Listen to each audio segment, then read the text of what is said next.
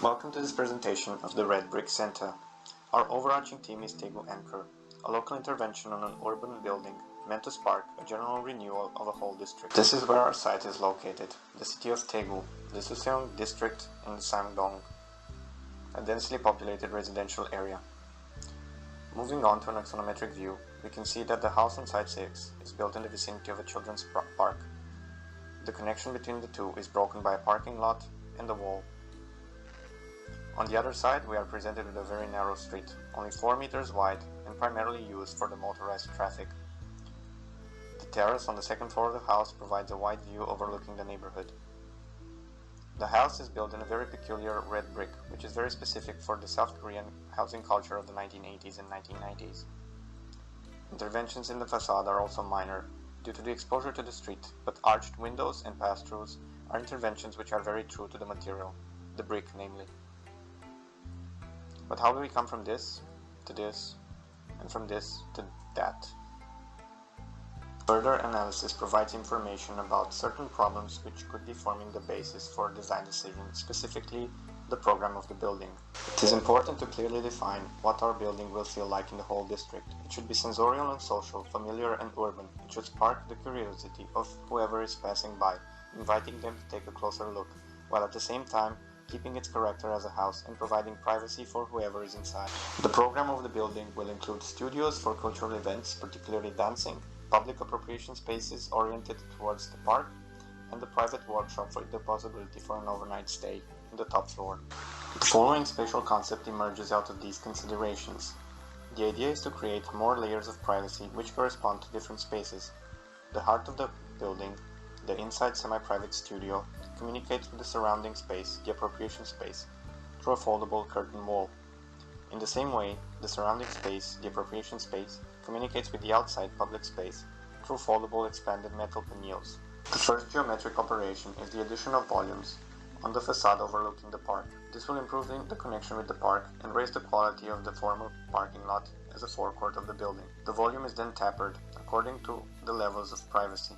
The volume will then be translated as floor slabs. The tapering allows for visual connections between the floors. The floor slabs will then be further manipulated based on the levels of privacy. Another volume is added on top to provide enough space for the possibility of an overnight stay in the private workshop. Then the cladding is added. The cladding consists of expanded metal panels. These provide for very interesting visual effects while offering protection from UV light and acting as a visual filter. A ramp will then provide access to the appropriation spaces. A row of trees is then planted in order to reduce the noise and improve the air quality. And now for an analysis of the shading. The interventions on the east side will be minor so as to not disturb the facade made out of red brick. First of all, the retraction of the balcony and the opening of the terrace for public and semi-public use. A new tree is planted to provide more shade and better air quality, and an elevator is created for vertical circulation. Now we have come to this point.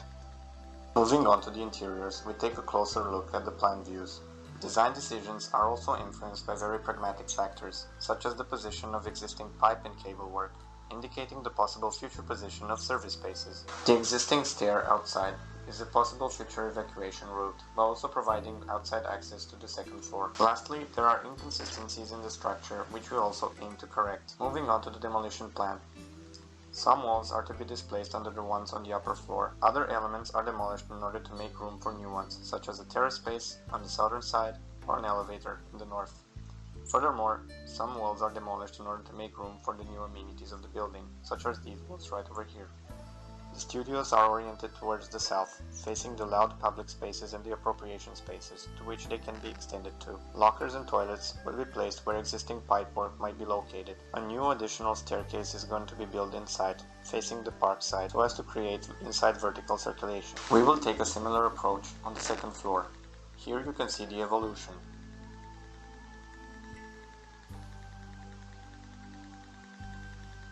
Part of the roof is to be demolished in order to make room for an additional story and the elevator that reaches up to the top.